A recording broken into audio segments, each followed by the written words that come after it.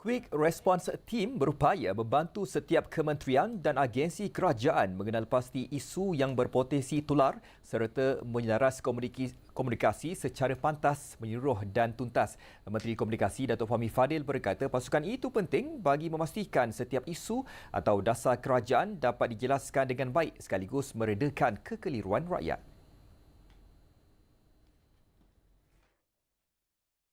Quick Response Team, satu keupayaan untuk mengenal pasti isu yang mungkin akan jadi viral, mengenal pasti siapa tuan punya isu, dasar, perkara dan segera untuk memberikan komunikasi yang menyeluruh, tuntas supaya tidak membelenggu kementerian, jabatan, menteri, kerajaan dan menjelaskan dengan baik dan meredakan.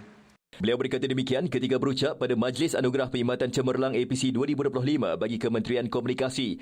Mengulas lanjut, Fahmi berkata, kementerian berada di barisan hadapan dalam memastikan penyampaian dasar kerajaan dapat difahami rakyat dengan baik, malah sering dikaitkan apabila sesuatu dasar kerajaan tidak dapat dijelaskan secara berkesan. Bila sesuatu dasar daripada mana-mana kementerian yang lain dirasakan tidak dapat disampaikan dengan baik, yang sering disebut ialah komunikasi yang belum berjaya.